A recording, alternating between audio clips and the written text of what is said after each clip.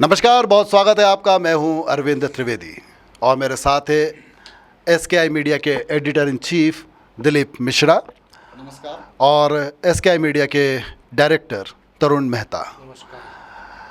तो मैं सबसे पहला सवाल, जैसा कि हम जानते हैं, गीता दुर्गेश अग्रवाल को घोषित कर दिया गया है भारतीय जनता पार्टी की तरफ से अपना प्रत्याशी।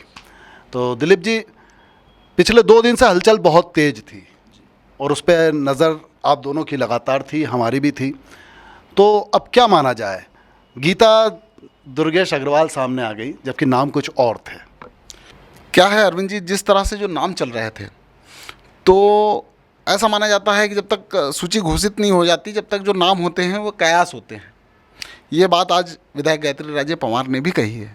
लेकिन कयास ऐसे ही नहीं लगाए जाते। इंदौर की बात करें हम, इंदौर का उदाहरण हमारे सामने है, नाम चल रहे हैं, कहीं ना कहीं घमासान मचा हुआ है। इसी तरह से अब ऐसा लगता है कि देवास में भी टिकट वितरण को लेकर काफ़ी कुछ घमासान मचा। कल पूजा रवि जैन का नाम बड़ी तेज़ी से सामने आया। उसके एक दिन पहले रीता विमल शर्मा और मोनिका शर्मा का नाम तेज़ी से आया। लेकिन कल जब पूजा रवि जैन का नाम आया और देर रात तक मतलब ऐसा माना जाने लगा कि कहीं तयशुदा हो गया ये नाम। सुबह 10 साढ़े 10 बजे तक भी हालात ऐसे ही बने रहे। लेकिन फिर अचानक माहौल बदला और जब गीता दुर्गेश अग्रवाल का नाम सामने आया, हालांकि गीता दुर्गेश अग्रवाल जो हैं वो पैलेस के वो भी बहुत ख़ास सिपह सालार हैं। हमने कल भी जिस तरह से चर्चा में इस बात को लिया था कि पैलेस के खास सिपह सालार में दुर्गेश अग्रवाल और रवि जैन में से किसी का टिकट हो सकता है। लेकिन चूंकि इस समय नाम तेज़ी से पूजा रवि जैन का चला और सोशल मीडिया पर भी नाम बहुत तेज़ी से चला, कहीं ना कहीं ये माना जा रहा था कि ये नाम तय हो चुका है। लेकिन जैसा कि सूत्र बताते हैं कि संगठन और पैलेस की कहीं ना कहीं खींचतान के चक्कर में नाम हो सकता है कि नाम परिवर्तित करना पड़ा हो।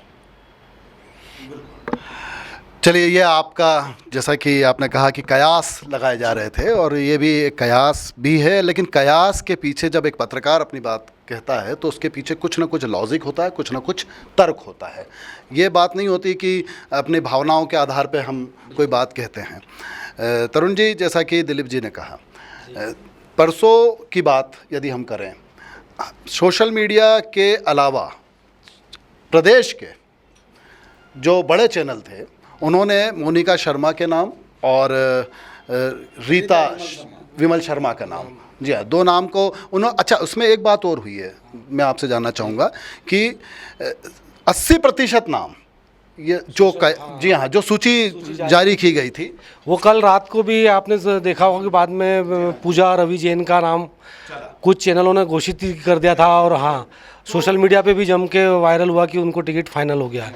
कुल मिला के बात जो सामने आई वो ये कि पिछले 2 दिन से देवास का जो नाम था वो हलचल के साथ आ रहा था। और आज सूचना मतलब जो घोषित हुई सूची उसमें नाम चेंज हो गया, क्योंकि परसों बड़े चैनल ने मोनिका और रीता विमल शर्मा को कहा कि तकरीबन तय है और उसकी एक पूरी लिस्ट दी थी सभी महापौर के जितने प्रत्याशी हैं ना।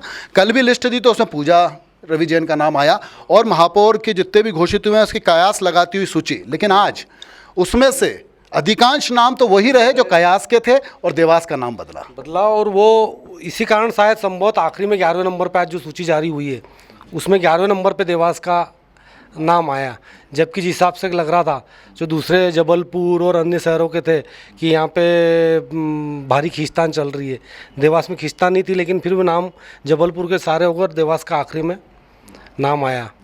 और यही कारण हो सकता है कि कुछ न कुछ राजनीति में जो बोला जाता है कि कब ऊँट किस करवट बैठ जाए, तो यही कहानी जाए और यही शायद हुआ और नाम आज चेंज हुआ। देखिए, पुनः वही बात, कयास के पीछे तर्क, कारण क्या हो सकता है।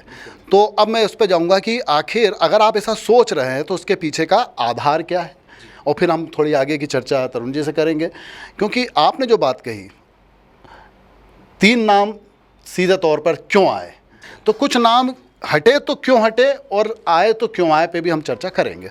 तो आपसे इतना ही पूछना चाहेंगे कि क्या कोई कारण, कोई तर्क आपको इसके पीछे नज़र आ रहा है, ये 3 नाम के पीछे जाना और चौथा नाम आगे आ जाना? ऐसा है अरविंद जी कि तकरीबन 28 दावेदार भारतीय जनता पार्टी से महापौर के लिए थे। इनमें ज़्यादातर जो थे वो पैलेस से जुड़े हुए लोग थे, लेकिन जो 2 नाम थे उनमें एक नाम था पूर्णिमा राजीव खंडेलवाल। राजीव खंडेलवाल भारतीय जनता पार्टी के जिलाध्यक्ष हैं, संगठन में भी उनकी अच्छी बातचीत है, विश्वास सारंग के बहुत नज़दीकी माने जाते हैं। और उनका दावा था कि पूर्णिमा के लिए कि वो स्वयं नेत्री है, इस वजह से वो अपना दावा प्रस्तुत कर रही है महापौर की दावेदारी के लिए। दूसरा नाम रंजीता राजेश यादव। राजेश यादव भारतीय जनता पार्टी में ज़िले के महामंत्री हैं और ऐसा माना जाता है कि वो भारतीय जनता पार्टी के प्रदेश अध्यक्ष BD शर्मा के बहुत ज़्यादा नज़दीकियों में गिने जाते हैं। ऐसी स्थिति में कयास ये भी लग रहे थे, ये जो नाम हमने जिन 3 नामों का जिक्र किया, चाहे वो रीता शर्मा का हो, मोनिका शर्मा का हो या पूजा रवि जैन का। पूजा रवि जैन का नाम तो लास्ट मोमेंट पर टीवी चैनल में बिल्कुल पूरी तरह से फ्लश किया गया कि लगभग तयशुदा नाम है, ठीक है। लेकिन इसके पहले जो है, इसके पहले जो शहर में चर्चाएं थी कि पूर्णिमा राजीव खंडेलवाल का नाम कहीं ना कहीं महापौर की दावेदारी के लिए है, लेकिन ये बात भी निश्चित है कि संभागीय चयन समिति में विधायक गायत्री राज्य पवार हैं, उनकी सहमति होना बहुत ज़रूरी थी, जैसा कि हम पिछली चर्चा में कर चुके हैं। और दूसरा, हमने देखा है कि पूर्व में भी जो महापौर के दावेदार रहे हैं कहीं ना कहीं पैलेस के समर्थक रहे हैं और पैलेस की पसंद के रहे हैं। हालांकि महापौर भारतीय जनता पार्टी से एक ही बार बने सुभाष शर्मा, लेकिन वो पैलेस की पसंद थे।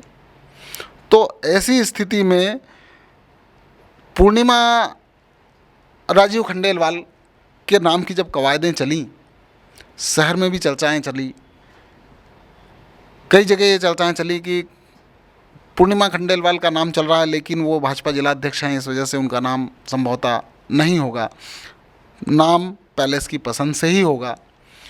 तो ऐसी कंडीशन में ऐसा माना जाता, देखिए आज भारतीय जनता पार्टी कार्यालय में जो माहौल आपने देखा, भारतीय जनता पार्टी के जिलाध्यक्ष राजीव खंडेलवाल, विधायक गायत्री राज्य पवार दोनों साथ साथ आए, दोनों भोपाल गए थे, वहाँ पर भी साथ साथ ही गए थे। यूँ सामंजस्य चाहे बहुत अच्छा देखने में नज़र आ रहा हो, लेकिन कहीं ना कहीं ये चीज़ें रहती हैं कि प्रत्याशी जो हो मेरे कोटे का हो, तो इस तरह की जो घमासान, इसे अंदरूनी का कहा जा सकता है।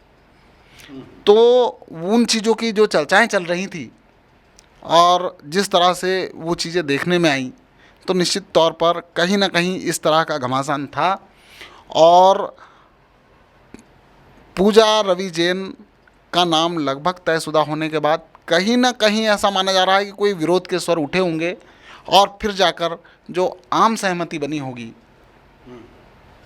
सभी गुटों की मान ली जाए, तो वो जाकर गीता दुर्गेश अग्रवाल पर सहमति बनी होगी। ऐसी कंडीशन में नाम बदला गया। बहुत अच्छे से और तफसील से आपने बात कही कि जिस तरह से, क्योंकि मैं पुनः कहूँगा तरुण जी कि कोई भी नाम जब चलता है मीडिया में और इतनी तेज़ी के साथ बढ़ता है, और वो भी देवास का नाम भोपाल में चले, बड़े बड़े चैनलों पे चले, सोशल मीडिया में चले, प्रिंट मीडिया में चले, और एक हट के दूसरा आए, और ये 3 ही नाम थे, तो आपने कहा कोई एक बिंदु सहमति का ज़रूर बना होगा, अंदरूनी जो खींचतान हुई होगी उसमें, और वो ये नाम था जिसके ऊपर सर्वसम्मति बनी। और अब क्या इफ़ेक्ट आप सामने देख रहे हैं, क्या हो सकता है? क्योंकि एक तरह से देखा जाए, अगर आप पिछले बहुत लंबे समय से आप क्योंकि मीडिया क्षेत्र में काम कर रहे हैं, तो क्या लग रहा है आपको, किस किस तरीके से करवट बदल सकती है, कहना चाहिए कि रोमांच बढ़ सकता है, वो कौन सा फैक्टर होंगे? अभी तक भाजपा को 5 महापौर में से एक ही बार महापौर भारतीय जनता पार्टी का शहर में बना है ना टिकट में। 4 बार में से 3 बार कांग्रेस ने अपने महापौर का चुनाव जीता है। एक बार निर्दलीय जो प्रत्याशी थे भाजपा समर्थित वो बने थे। तो इस बार भी कहीं ना कहीं जाके जो मेरे को रोमांचक दिख रहा है कि कहीं बोलते कि त्रिकोणीय, जैसे अभी पिछले 3 चुनाव में आपने देखा कि त्रिकोणीय संघर्ष महापौर के उम्मीदवार जो थे, कोई भी निर्दलीय जो थे, भले वो भारतीय जनता पार्टी की तरफ से हो या कांग्रेस की तरफ से, जो भी निर्दलीय रहेंगे, तो मेरे को इस बार भी कहीं ना कहीं ऐसा जाके लग रहा है कि त्रिकोणीय संघर्ष फिर सामने आते दिख रहा है। निर्दलीय तौर पर बापट जी और शरद पाचुनकर जी और शौकत हुसैन, ये 3 जने चुनाव लड़े थे, जिसमें राजेंद्र बापट जी भारतीय जनता पार्टी से, शौकत हुसैन जी कांग्रेस से और शरद पाचुनकर जी निर्दलीय चुनाव लड़े थे। वो पट्टी चल गई चली थी और शरद पाचुनकर जी विजयी हुए थे। तो शरद पाचुनकर जी जो विजय हुए थे निर्दलीय, वो बिल्कुल जगजाहिर बात है कि वो भी अंतिम दौर में बहुत तेज़ी के साथ उन्होंने बढ़त बनाई थी। और राजेंद्र बापट हारे थे, उसके पीछे की कहानी पे अपन नहीं जाते, वो भी बहुत गहरी राजनीति के तौर पे याद किया जाता है। और उसके बाद फिर सामने सुभाष शर्मा बने। तो निर्दलीय, आपका कहने का मतलब ये है कि निर्दलीय भी अब सामने अगर आ जाए तो 2 गृहिणियाँ सामने हैं सीधे तौर पर। 2 गृहिणियाँ सामने, उनके सामने कोई एक चर्चित चेहरा जो महिला पॉलिटिकल्स में या समाज सेवा में बिल्कुल दम ठोक के काम कर सके और शहर की जनता की सेवा करी उसने, अगर वो भी सामने आ जाए तो कोई बड़ी बात नहीं होगी। तरुण जी का यह कहना बहुत साफ है कि निर्दलीयों ने एक बड़ी भूमिका हर चुनाव में अदा की है और निर्दलीय दिलीप जी जीत भी चुके हैं। बिल्कुल। और ये जो निर्दलीय का चुनाव हुआ था, जिसमें भी निर्दलीय फैक्टर शरद पाचुनकर का था, जो पिछले चुनाव की बात करें, मनोज राजानी जब हारे थे सुभाष शर्मा से, तब भी अच्छे खासे वोट निर्दलीय को मिले थे। जी हाँ, अभी भी यही हुआ था ना। हाँ, वो इशारा आपकी फिर वापस न कहीं जाके ऐसी परिस्थिति बने और कुछ न कुछ समीकरण दोनों ही दलों के लिए कठिन हो जाए। तो ये बात तरुण जी ने कही। दिलीप जी, आपसे भी निर्दलीय फैक्टर पे बात करना चाहेंगे। ऐसा है कि आज आप भारतीय जनता पार्टी द्वारा प्रत्याशी की घोषणा होने के बाद आप सोशल मीडिया पे जाइए, सोशल मीडिया देखिए। सोशल मीडिया भरा पड़ा है। लोग कह रहे हैं कि जब पुरुषों के नाम पर ही चुनाव लड़ाना है तो फिर महिला के आरक्षण की ज़रूरत क्या, ऐसा ढोंग क्यों किया जा रहा है। सबसे बड़ी बात जो सामने आ रही है वो कि इस समय चाहे कांग्रेस के प्रत्याशी हों या भाजपा के प्रत्याशी, कोई भी जीते, महापौर कोई भी बने, लेकिन नगर निगम पर जो कब्जा होगा वो महापौर पति का होगा। और देवास की जनता इस चीज़ का कहीं ना कहीं विरोध करती नजर आ रही है। और ऐसी ही स्थिति है, अगर महापौर पति को ही अगर यहाँ बैठना है तो फिर किसी ऐसे व्यक्ति की तलाश कर ली जानी चाहिए थी। जब पति ही नगर निगम संभालेंगे तो फिर जो बहुत ज़्यादा जुझारू हों, जो शहर में काम करते हुए ज़्यादा से ज़्यादा नज़र आते हों, ऐसे व्यक्ति को मैदान में लाना था। ये जनता की आम चर्चा है, तो ये साबित करना पड़ेगा आप जो भी प्रत्याशी उनके पतियों को कि वो बहुत ज़्यादा जुझारू हैं। आप कुछ कहना चाहेंगे? नहीं, बस अभी जैसे बताया मिश्रा जी ने कि आज आप सोशल मीडिया पे जो कमेंट्स और देखेंगे, ये राजनेताओं ने भी इस मामले में जिन्होंने भी टिकट फाइनल करे हैं, इस ओर गौर करना चाहिए। अगर आज वो इस तरफ नहीं जाएंगे, सोशल मीडिया को कमेंट्स की तरफ ध्यान नहीं देंगे, तो उसमें से किसी न पार्टी को इसका नुकसान का खामियाजा उठाना पड़ेगा। मैं इस बात में थोड़ा सा, कांग्रेस जब टिकट फाइनल करने जा रही थी, तरुण जी याद होगा आपको, तो सोशल मीडिया में एक नाम बहुत तेजी से आया था, श्वेता प्रवेश अग्रवाल। जैसे ही नाम चला कि श्वेता प्रवेश अग्रवाल देवास से, बिल्कुल देवास से, कुछ अखबारों में छप भी गया था, सोशल मीडिया पे भी आ गया था, क्या इनका टिकट फाइनल हो गया। तो जैसे ही श्वेता प्रवेश अग्रवाल का नाम चला कि इनका टिकट लगभग तयशुदा है, सोशल मीडिया इसी तरह भर गया था। और जब उसमें विरोध के स्वर उठे कि नहीं, देवास को देवास का स्थानीय प्रत्याशी ही चाहिए, बाहर का व्यक्ति देवास में आकर मेयर का चुनाव लड़े, ये देवास की जनता बर्दाश्त नहीं करेगी। अब कुल मिला के बात को हम अंत की ओर लेके चलते हैं। दर्शकों के सामने एक खुलासा भी कह लें, विश्लेषण भी कह लें, खबर के अंदर की खबर कह लें, कयास के अंदर के कयास कह लें, कयास के पीछे के तर्क कह लें, लेकिन बात जनता की ही की है हमने आपस में, जो आम जनता के बीच में चल रही है। उसको ही पत्रकार का ये कर्तव्य और धर्म होता है कि जनता के बीच की जो सहज बुद्धि है उसको, जिससे वो बात कर रही है, उसको हम पकड़ सकें। अब कितना पकड़ पाएँ ये तो आप तय कीजिएगा, लेकिन एक बात, यदि कोई टिकट मिलते मिलते रह गया तो उसमें मेरा जो तर्क अंत में मैं दे सकता हूँ, मोनिका शर्मा अभी एक बहुत लंबा राजनीतिक करियर उनके सामने है, बहुत लंबा राजनीतिक करियर है, तो उनको आगे लगातार संगठन में काम करते रहने के लिए कहा जा सकता है और वो उसको मानेंगी, ऐसा मुझे लगता है। रीता विमल शर्मा, क्योंकि वो सुभाष शर्मा जो कि महापौर रह चुके, एक बार 2 बार अध्यक्ष रह चुके नगर पालिक निगम के, उसी परिवार से हैं, तो कहीं ना कहीं वो भी बहुत ज़्यादा इस बात को लेकर गंभीर स्थिति नहीं बन सकती कि हमारा नाम क्यों नहीं, तो वो भी एडजस्ट हो सकता है। तीसरा नाम जैसा कि दिया गया, पूजा रवि जैन। अब रवि जैन के मामले में जैसा कि चारों तरफ आपने कहा सोशल मीडिया में उसके समर्थक काफ़ी आवाज़ उठा रहे हैं, तो वो भी महल के बिल्कुल करीबी हैं, और काफ़ी करीबी होने का कहीं ना कहीं एक कहते हैं ना कि एक अंडरस्टैंडिंग बन सकती है आगे चल के, और उनका भी एक लंबा कैरियर है सामने। वो स्वयं महापौर के लिए भी आगे चल के जब सामान्य पुरुष हो तो अपना दावा ठोक सकते हैं। तो ये 3 चीज़ें क्यों आई और क्यों गई ये तो समझ में आता है, लेकिन अब संगठन को चुनाव लड़ना होगा। दोनों की बात करूं तो आपने देखा, आप दोनों से अंतिम टिप्पणी लेता हूं, जब कांग्रेस के प्रत्याशी को टिकट मिला तब क्या माहौल बना, और आज बीजेपी के प्रत्याशी को टिकट मिला तब क्या माहौल बना। यानी आपको लगता है कि शुरुआती लड़ाई का जो शुरुआती दौर होता है, पहला दिन, वो कैसा रहा दोनों के लिए? दोनों के लिए मैं तो ये कहूँगा कि दोनों के लिए लगभग एक जैसा रहा। कांग्रेस प्रत्याशी बनाए गए जब विनोदिनी रमेश व्यास, तो सबसे पहले रमेश व्यास अपनी पत्नी को मतलब कुछ सिखा रहे हैं, कैसे बोलना है मीडिया के सामने, कैसे बात करना है, वो सारी चीज़ें बता रहे हैं। उसका एक वीडियो वायरल होता है।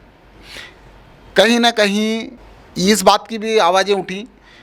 एक और मैं बताना चाहूँगा कि उस समय कांग्रेस ने जो अपनी अनुशासन समिति बनाई है, उससे पंडित जयप्रकाश शास्त्री ने इस्तीफा दिया, उसको भी इसी चीज़ से जोड़ के देखा जा रहा है। हालांकि देखिए, किसी भी घर में कला होती है, घर का मुखिया कभी नहीं कहता कि मेरे घर में कला होती है, अंदरूनी मामला है, आपस में बैठ के समझ लेंगे, ये कर लेंगे, ये बातें आती हैं। लेकिन जो माहौल कांग्रेस में था वैसा कि वैसे ही माहौल भाजपा के टिकट के बाद भी देखा जा रहा है। जी जी बिल्कुल ठीक। तो ये आपका कहना हुआ, मेरा कहना था धूम धड़ाका। जैसे बीजेपी कार्यालय पे काफ़ी ढोल बजे, सब लोग आ गए, संघ बीजेपी का एक तरीका है, वो संगठन ने आवाज़ दी, पंकज जोशी भी वहाँ पर थे जो प्रभारी हैं, और अध्यक्ष भी वहाँ पहुँच गए, और संचालन स्वयं राजेश यादव ने किया, और दुर्गेश अग्रवाल भी थे, विमल भी थे, तो ये सब वहाँ पर थे। इस मामले में थोड़ा मैं कहना चाहूँगा कि भारतीय जनता पार्टी को इस समय माना जाता है कि एक अनुशासन की पार्टी है। वहाँ पर अंदर कुछ भी चल रहा हो, लेकिन बाहर मैदान में वो नज़र नहीं आने देते हैं। अनुशासन समिति से इस्तीफा नहीं होता है ना? तो वो, लेकिन अनुशासन समिति से इस्तीफा एक बात हो सकती है कि किस किस को संभाले, क्योंकि अभी पार्षद के चुनाव आने वाले हैं। 45 पार्षद, इधर का नाराज़गी, उधर की नाराज़गी, वो खड़े हो रहे हैं, और वो अपने आप में एक बड़े कद्दावर और सीनियर नेता हैं, छात्र शक्ति भी रहे हैं। लेकिन ये मत भूलिए कि उन्होंने भी महापौर की टिकट के लिए दावेदारी की थी उनकी पत्नी के लिए की थी। ये बात भी सही कह रहे हैं। चलिए, यही सब कुछ निकल के सामने आता है। तरुण जी, आप कुछ कहना चाहेंगे? जैसा कि मैंने कहा कि पहला दिन भारतीय जनता पार्टी का कार्यालय भी देखा आपने, पहला दिन जब विनोदिनी व्यास को मिला तो कांग्रेस का, तो शुरुआती दौड़ जो लगी जिसमें अचानक उत्साह दिखाया जाता है, वो कहाँ ज़्यादा दिखा आपको? नहीं, आज जैसे बीजेपी के प्रत्याशी की घोषणा हुई, उसके बाद आप सोशल मीडिया पे फेसबुक लें या व्हाट्सअप लें, तो उसमें भी कहीं ना कहीं विरोध तो सामने आता ही है। और नेचुरल है कि जब 28 लोग दावेदार हैं, उसमें से एक को मिला है, तो 27 नहीं 27 में से 20 तो कम से कम ऐसे अपना विरोध करेंगे ही। चुनावी माने तो कम से कम 5-7 लोग तो ऐसे होंगे जो अपने आप को ये मानते होंगे कि भाई नहीं, दावेदारी में मेरी कहीं ना कहीं भूमिका होना चाहिए। वो सब नाराजगी तो निकलेगी, राजनीति का एक कवायद होती है। आज निकलेगी, कल निकलेगी, कहीं ना कहीं तो ऐसा आपको रहता ही है। तो कुल मिलाकर आप दोनों से जो बात की और आपने अपने अपने जो उद्गार व्यक्त किए, बात यही आती है कि अब भारतीय जनता पार्टी को चुनाव लड़ना है। अंत में उनके पास एक गृहिणी उम्मीदवार है और उन दूसरी तरफ कांग्रेस को चुनाव लड़ना है, वहाँ भी एक गृहिणी उम्मीदवार है। तो गृहिणी वर्सेस गृहिणी है, मामला दिलचस्प है। अब पार्टी वर्सेस पार्टी होगा, तब कहीं जाकर चुनाव का असली लोकतंत्र का मज़ा हमको आएगा। तो अपने कमेंट्स कीजिएगा, चैनल को सब्सक्राइब कीजिएगा, वीडियो को लाइक कीजिएगा। बहुत बहुत धन्यवाद SKI टीम की ओर से।